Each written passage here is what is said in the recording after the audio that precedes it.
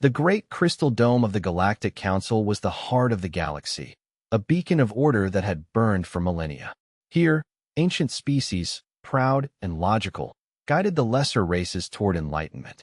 Today, they sat in judgment of one such species, a young, chaotic race called humanity, deemed too violent, too unpredictable, too dangerous to remain a part of their peaceful galaxy. But what if the order they so cherished was built on a foundation they never understood? What if the primitives they cast out were the only ones who knew how to hold it all together? What happens when the galaxy's operating system is uninstalled? This is the story of the day the Galactic Council reached the tipping point, and before we witness the great unraveling, take a moment to subscribe and support our chronicle. Your engagement is the signal that guides us through the static. All right, the session is now in order. Let's begin the story. The air in the great crystal dome was thick with a sense of righteous finality. This was not a debate. It was a sentencing. For 3 long cycles, the Galactic Council had listened to reports, analyzed data, and come to a single, unified conclusion. Humanity was a problem. High Praetor Lorvel of the Athelian Empire stood at the central podium, his tall, slender, blue form radiating an aura of serene, unshakable authority. For 10,000 years, his people had been the architects of galactic peace, a peace built on order, logic, and the gentle, firm guidance of elder races. They did not make mistakes. The evidence, esteemed delegates, is incontrovertible, he announced, his voice echoing through the vast chamber, translated into 1,000 languages simultaneously. Holographic displays flickered to life around him, showing carefully selected images of human conflict. A border skirmish on Vega 7, where human peacekeepers had used disproportionate force. A mining dispute on Kepler 186f that had escalated to armed standoff. He conveniently omitted the fact that the Vega skirmish had been instigated by a council member, and the Kepler standoff had been resolved peacefully by a human negotiator. The species known as humans is fundamentally incompatible with the principles of this council, Lorvel declared. They solve problems not with logic and deliberation, but with instinct and force. Their emotions are a chaotic, unpredictable variable in the elegant equation of galactic peace. From the chitin sector, Warlord Cthar, a hulking being of black chitin and razor-sharp mandibles, clicked his primary claws in agreement. They are a biological contagion, his translated voice hissed. Their expansion is disorganized. Their military is unconstrained by any logical doctrine. They build weapons when they should be building monuments to harmony. A species that prepares for war in an age of perfect peace is a manifest threat. A third voice, this one cold and synthesized, joined the chorus. It was Axiom 3 of the Signon synthesis. Our projections are conclusive. Unchecked, human unpredictability introduces a 17.4% probability of catastrophic sector-wide conflict within the next 500 years. The variable must be contained. It is inefficient. In a small, shadowed alcove, barely large enough for her 5-person delegation, Ambassador Eva Rostova of the Terran Federation sat perfectly still. She listened to the accusations, her face a neutral mask of diplomatic training. 50 years. For 50 years, humanity had been a probationary member of this council. 50 years of contributing, of helping, of saving. Her mind flashed with memories. Human doctors, their faces etched with exhaustion, working for months to cure the Andromedan wasting plague that the council's best xenobiologists had given up on. Human engineers, sacrificing their own ship to stabilize the failing star of the Zephyrian home system, an act that saved billions. Human peacekeepers who had died, ending the very Vega border wars they were now being condemned for. None of it mattered now. They had learned a terrible lesson. In this galaxy, good deeds were not currency. They were merely footnotes in a history written by the powerful. We do this not to punish the humans, Lorvel continued, his tone shifting to one of paternalistic, almost sorrowful concern. It was a performance, and a masterful one. But to guide them, like a wild, powerful beast, they must be caged for their own good and for ours.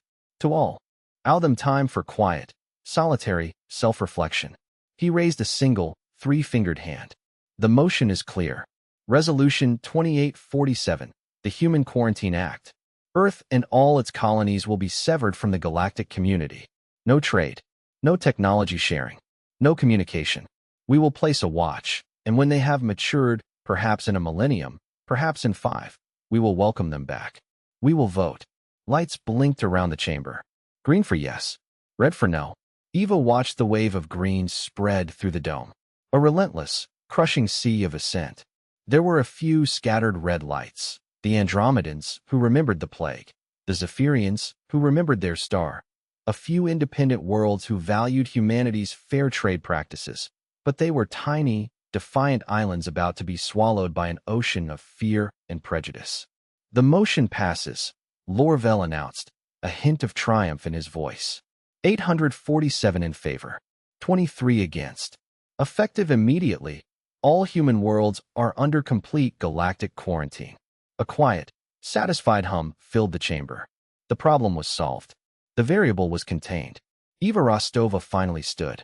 The chamber fell silent, a predatory curiosity rippling through the delegates. They wanted to see her break. They wanted to see the primitive anger, the emotional outburst that would prove their judgment correct. She gave them nothing. She gathered her simple, solid-state data slates. Her 4 delegates rose with her, their movements crisp and disciplined. She looked at Lorvel, her eyes devoid of the passion they so expected. They were cold and clear and deep. You will regret this decision, she said, her voice simple and direct. Lorvel actually laughed. A soft, melodious sound of pure, unadulterated condescension. Threats do not become you, Ambassador. It only serves to prove our point about your species' inherent volatility. Eva paused at the threshold of her alcove. She turned back one last time, her gaze sweeping across the hundreds of alien faces. That was not a threat, High Praetor, she said, her voice as quiet as the tomb. It was an observation. The human delegation walked out. They didn't run. They didn't shout. They simply walked away. The great doors hissed shut, and the Galactic Council, the undisputed authority of the galaxy for 10 millennia, turned its attention to the next item on the agenda, confident that the human problem had been neatly and permanently resolved. Later that night, in the silent, sterile quarters of the human embassy station, a station now surrounded by a cordon of council warships, Eva sat alone in her office. The walls were covered with images of 50 years of thankless, tireless work. She looked at them for a long moment, then systematically began to erase them all. When the walls were bare, she opened a secure, military-grade communication device. It was a piece of technology the Council did not know existed, utilizing principles their science had deemed impossible. She typed a single, encrypted message, routed through a ghost network of quantum-entangled nodes scattered across the galaxy. The message was 2 words. Project Exodus is authorized. She paused, then added one final, grim line. They have made their choice. Now we make ours. She sent the message. It arrived instantaneously. At Earth. At Mars. At the 12 colonies. At the deep space mining operations in the Kuiper Belt. At the hidden research stations on the edge of the galaxy. Then she wiped the device, erasing all traces of its existence, and poured herself a glass of 20-year-old Lagavulin, real Earth whiskey, saved for a moment of profound significance. She raised the glass to the glittering, arrogant crystal dome visible through her viewport. Thank you, she whispered to the aliens who thought they had won. You have just set us free. The first phase of Project Exodus was an exercise in silent, invisible precision. It was the quiet, methodical work of millions of people who had been living on a knife's edge for more than a decade, waiting for this exact command. On the mining world of Cygnus X-1, a facility that produced 60% of the neodymium required for Council warship drives, human foreman Jake Carter was conducting the handover to his Athelian counterpart, Supervisor Prax. The air was thick with Prax's disdain. The system is fully automated, Jake said, his voice betraying no emotion as he gestured to the main control C. Just keep the power flowing, and it runs itself. The neuro-integrated AI handles all the fine-tuning. For emergencies, there are manual overrides for every major function, right here. He tapped a simple, rugged-looking control panel with physical switches and dials. Prax scoffed, his blue skin shimmering with condescending amusement. Primitive. An adorable relic. Our quantum processors can optimize this entire operation by another 2.37%. We will not be needing your crude, manual overrides. Jake just offered a thin, unreadable smile. Right? I'm sure you'll figure it out. The schematics are all in the database. He and his crew of 5,000 human engineers, technicians, and their families quietly boarded a massive, unmarked transport ship and, without ceremony, vanished into the void. What he didn't mention was that the neuro-integrated AI had been trained on human thought patterns for 30 years. Without its human operators to provide baseline input, its efficiency would begin to degrade, slowly at first, and then catastrophically. The primitive manual overrides were the only way to run the system without it. On the Central Medical Station Hope's Beacon, Dr. Anya Sharma was overseeing the final transfer of her life's work. For years, she had led the xenobiology division, producing cures for 17 different galactic plagues. Her Xylosian colleague, Dr. Vrel, a brilliant but arrogant scientist, watched with growing alarm as her team sealed massive, shielded data crystals into transport containers. You cannot take this research, Vrel protested, his spindly form vibrating with indignation. The stabilization codes for the Cthar plague vaccine are on those crystals. Your species developed it, but by council law, it is the property of the galactic community. The data is not being taken, Doctor. Anya replied, her voice as cool and sterile as a surgical laser. It is being retrieved. We offered to share this knowledge freely. We offered to train your people in our methodologies. The Council, in its wisdom, has chosen to quarantine our knowledge along with our people. We are simply respecting their wishes. She personally sealed the final data crystal and marked it for transport. It contained the complete genomic database for a suite of hardy, genetically engineered crop plants. Plants that now fed nearly half the galaxy's population. Plants that required a specific, complex, and human-developed nutrient supplement to maintain their high yields and disease resistance. A supplement whose formula was also on that crystal. The Great Exodus was a masterpiece of silent, coordinated, logistical warfare. It was not a retreat. It was an uninstallation. Humanity was not just leaving the house. They were taking the plumbing, the wiring, the load-bearing walls, and the foundations with them. While the Council worlds celebrated their renewed purity, a new alliance was being forged in the darkness of the forgotten Outer Rim. Commander Marcus Thorne's ship, the TFS Odyssey, a vessel whose stealth and drive capabilities were 30 years beyond anything the Council possessed, dropped out of FTL at a small, struggling world called Xylos. It was the designated homeworld of the Xylans, a gentle, insectoid species of refugees whose own planet had been rendered uninhabitable a century ago in a war between two arrogant council powers. The council had given them Xylos, a barren, windswept rock, as a token gesture, and then promptly forgotten them.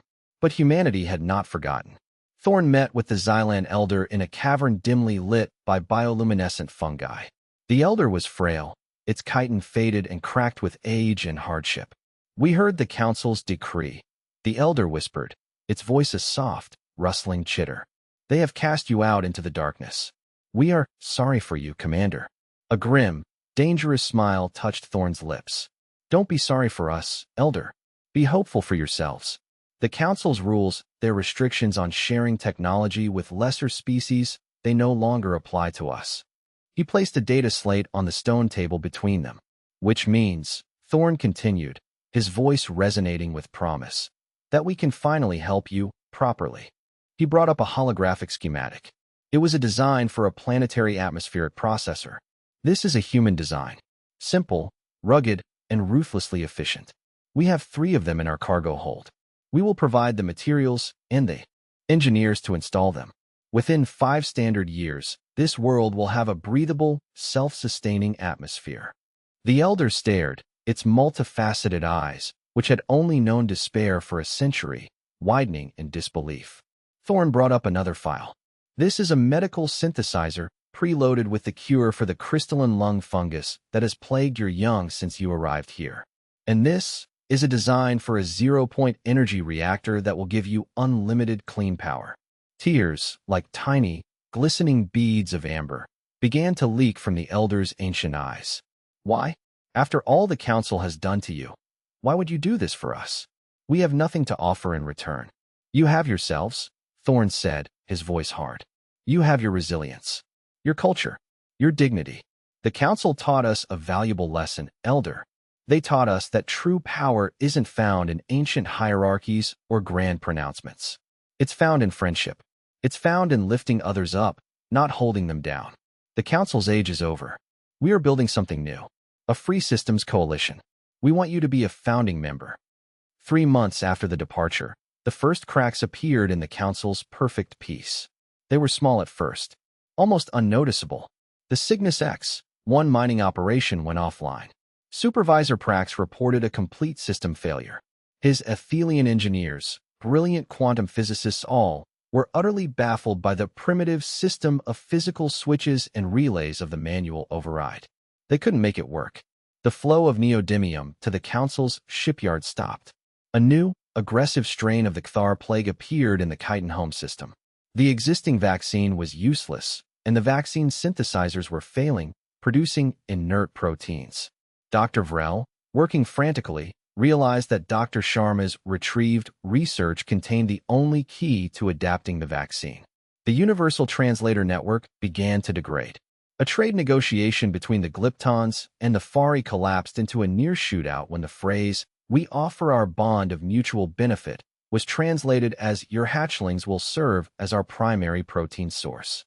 High Praetor Lorvel, in a tense council session, dismissed the reports. These are isolated incidents, teething problems as we adjust to a more streamlined and efficient galactic order.